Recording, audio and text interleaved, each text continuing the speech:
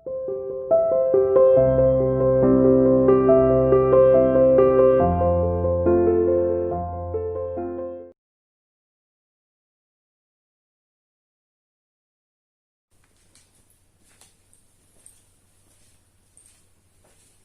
बेटा, कक्षा 10वीं में हिंदी विषय में आज हम अपना अगला पद्यांश, यानी हम पहले 2 पद्यांश पढ़ चुके हैं। आज हम तीसरा पद्यांश पढ़ेंगे, राम लक्ष्मण परशुराम संवाद का। ठीक है, तो 2 पद्यांश हम पढ़ चुके हैं और उनके इन बिटवीन क्वेश्चन आंसर आप अपनी बुक में करते रहना साथ साथ। आज हम तीसरा पद्यांश पढ़ेंगे। तो क्या है तीसरे पद्यांश में, देखिए अपनी किताब पर आइए। मैंने कुछ कठिन शब्द बोर्ड पे भी बताए हैं, कुछ मैं साथ साथ वैसे भी बताते हुए चलूंगी। आपकी किताब में भी दिए होंगे, तो उनकी सहायता से आप अपने लेसन को पढ़िए, अपनी कविता को पढ़िए, ताकि आपको पढ़ने में आसानी हो। तो तीसरे पैरे में क्या कहते हैं तुलसीदास जी कि बिहिसी लखनऊ बोले मृदु बानी, अहो मुनीसु महाभटमानी, पुनी पुनी मोही देखाओ कोठारो, चहत उड़ावन फूकी पहारू, इहा कुंभड़ बतिया को नाही, जे तर्जनी देखी मरी जाही, देखी कुठारू सरासर बाना, मैं कछु कहा सहित अभिमाना, भरगु सुत समझू जनेऊ बिलोकी, जो कछु कहू सहो ऋषिरोकी, सुर मही सुर हरिजन अरु गाई, हमरे कुल इन पर न सुराई, बंधे पापू अब कीर्ति हारे, मार तहु पा परिह तुम्हारे, कोटि कुलिस सम वचनु तुम्हारा, व्यर्थ धरहु धनु बान कुठारा, जो बिलो की अनुचित कहिए छमहु महामणि धीर, सुनी सरोस भृगु वंश मणि, बोले गिरा गंभीर। तो लक्ष्मण परशुराम से संवाद व्यंग वचन बोलते हैं और क्या कहते हैं कि बिहिसी लखनऊ बोले मृदुबानी, यानी परशुराम के अहंकारपूर्ण वचनों को सुनकर लक्ष्मण बिहिसी हंसकर बोले मृदु मीठी कोमल वाणी में, कि परशुराम के अहंकार पूर्ण वचनों को सुनकर लक्ष्मण हंसकर मीठी वाणी में या कोमल वाणी में बोले। क्या बोले?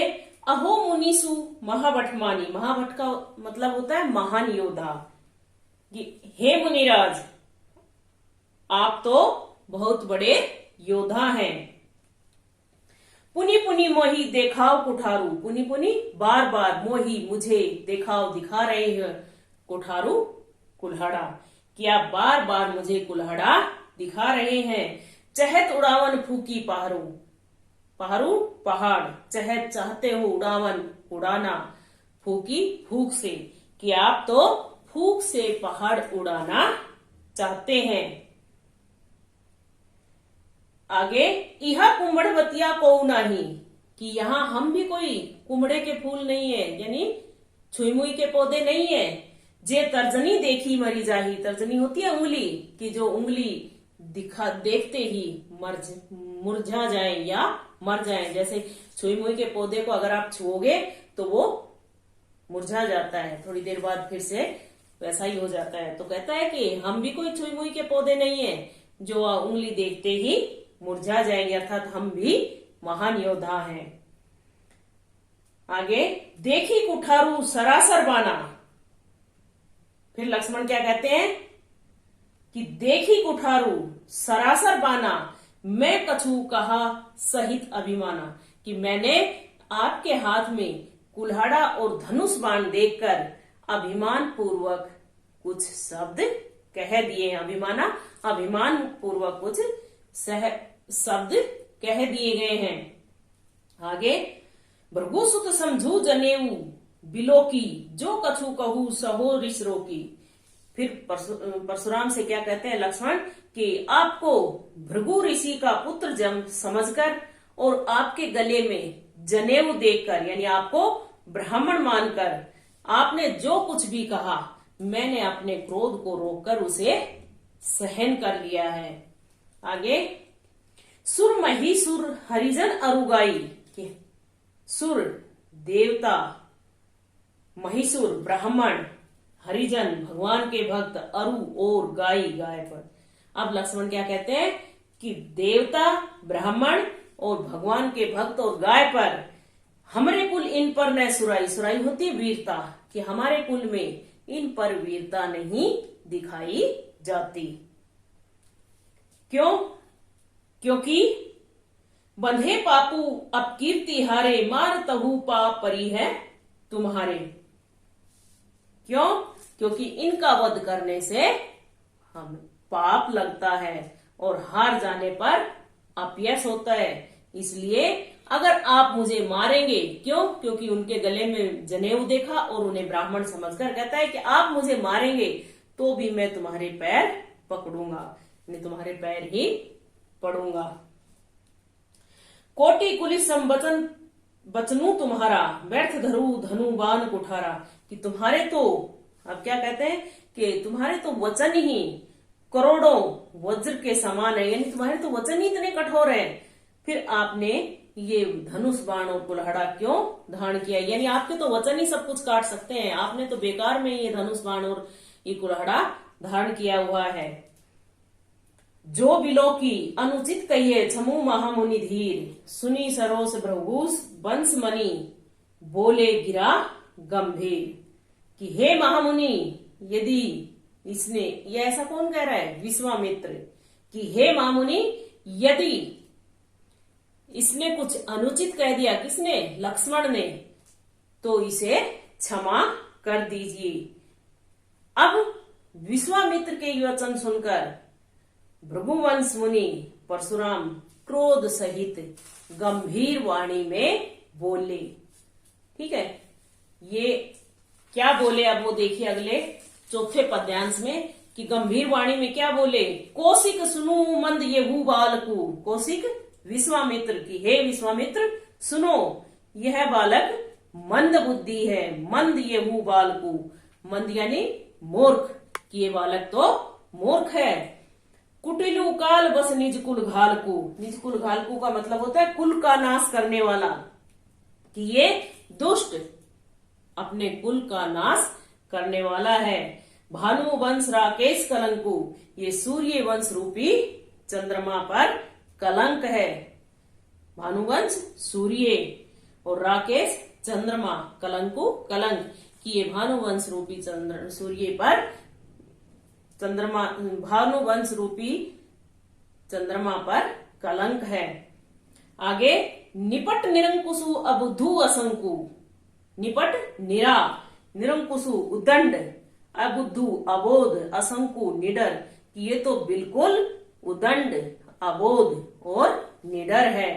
काल कवलु होही छन माही, कहो पुकारी खोरी मोही नाही। काल कवलु, काल का ग्रास बनना, होही होने वाला है, क्षण भर में, कि ये तो क्षण भर में काल का ग्रास बनने वाला, अर्थात मैं इसकी मृत्यु कर दूंगा। कहो पुकारी खोरी मोही नाही। खोरी का मतलब होता है दोष देना, कि मैं पुकार कर कह रहा हूं, फिर मुझे दोष मत देना। तुम हटकू जो चहू उबारा। जो का मतलब अगर, हटकू मना कर दो, चहू चाहते हो, उबारा बचाना, कि आप यदि इसे बचाना चाहते हैं तो इसे रोक लो, मना कर दो। क्या करने के लिए? क्या कहकर? कि कही प्रतापो बल रोसु हमारा, कि आप हमारे बल, शक्ति, यश और क्रोध के बारे में बताकर इसे, किसको? लक्ष्मण को रोक लो, नहीं तो मैं इसका वध कर दूंगा। लखन कहे हूं मुनि सुजसु तुम्हारा, तुम ही अछत को बर नहीं पारा। अछत का मतलब होता है तुम्हारे रहते हुए। क्या कहता है?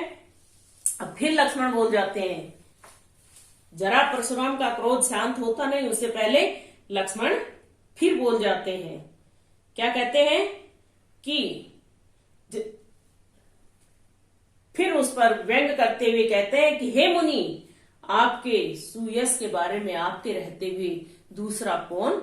उन्होंने कहा ना कि मेरे शक्ति और मेरे यश के बारे में और मेरे क्रोध के बारे में बताकर इसे रोक दो। तो लक्ष्मण ने फिर ये व्यंग्यपूर्ण शब्दों में कहा, उसकी बातें सुनकर फिर कहा, हंसकर कहा, उसकी फिर मजाक उड़ाया और कहा कि आपके रहते हुए आपके यश के बारे में और कौन बता सकता है।